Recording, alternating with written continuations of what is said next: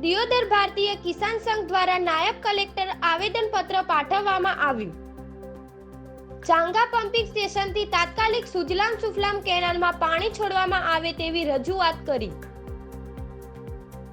બનાસકાંઠા જિલ્લો એક ખેતી પ્રધાન જિલ્લો અને પશુપાલન સાથે સંકળાયેલો છે, જેમાં અહીંના ખેડૂતો મુખ્યત્વે પશુપાલન અને ખેતી પર નિર્ભર હોય છે, જેમાં વર્તમાન સમયમાં ચાંગા પમ્પિંગ સ્ટેશન મારફતે સુજલામ સુફલામ કેનાલમાં પાણી છોડવામાં આવ્યું હતું, જે પાણીથી ઉનાળાની ઋતુમાં ખેડૂતોને બાજરી, મગફળી, એરંડા જેવા રવિ પાકોનું વાવેતર કરેલ છે, જેનાથી ખેડૂતોને ઘણો ફાયદો થયો હતો। પરંતુ છેલ્લા 3 દિવસથી કેનાલમાં એકાએક પાણી બંધ કરી દેવામાં આવતા જાણે પડતા પર પાટું મારી હોય તેવી સ્થિતિ હાલ જગતનાતાલની બની ગઈ છે। ભારતીય કિસાન સંઘના બધા ખેડૂતો પ્રાંત કચેરી હાજર રહ્યા છે અને આજે આપણા ભૂપેન્દ્રભાઈ મુખ્યમંત્રીશ્રીને આયોજન પત્ર આપ્યું છે, કારણ કે સુજલામ સુફલામ કેનાલ છેલ્લા 3 દિવસથી બંધ થઈ છે।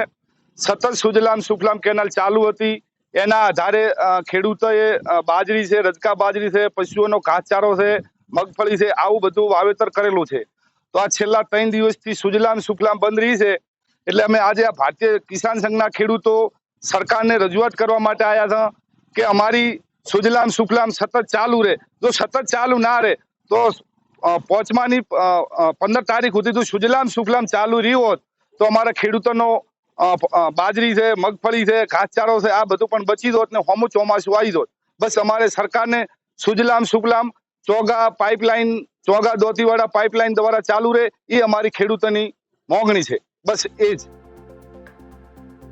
કારણ કે કોઈ પણ કુદરતી આફત માત્ર ખેડૂતોને જ સહન કરવી પડે છે। છેલ્લા 5 વર્ષથી તો જગતના તાત પર કુદરત રૂટ્યો હોય તેમ કોરોના મહામારી, લંપી વાયરસ, કમોસમી માવઠા, વાવઝોડા, કરા પડતા, ઇયળોનો ઉપદ્રવ જેવી ઉપરાઉપરી આફતોને સામનો કરવો પડી રહ્યો છે, જેમાં ઉનાળાની સિઝનમાં સમગ્ર જિલ્લાની પાણીથી સૌથી વધારે જરૂરિયાત હોય છે।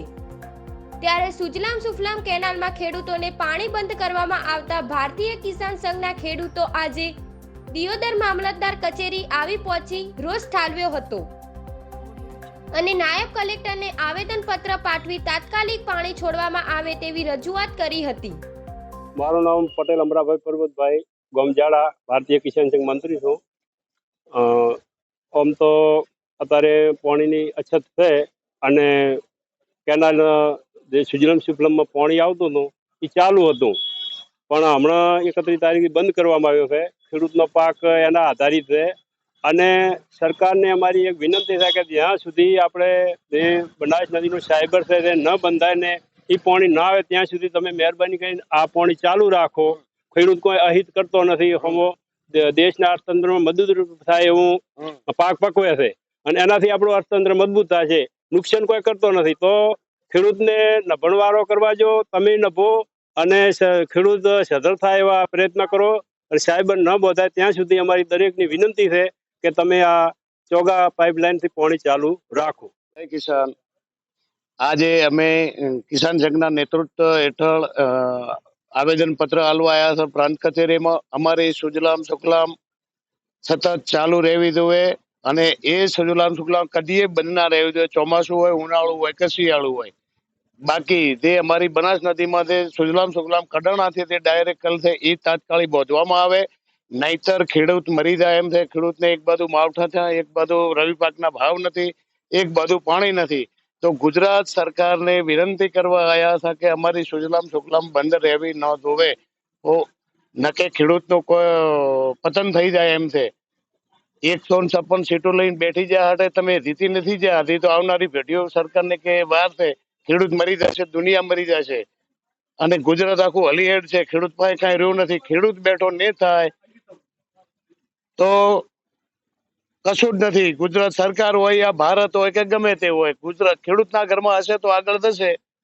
ખેડૂતને સરકાર પાણી નહીં હાલે તો ખેડૂત મરી જશે, તળ ઊંડા થાય છે। આ બાજુ કેનાલ બંધ થાય છે તો ખેડૂતને નભવું તો કઈ રીતના નભવું?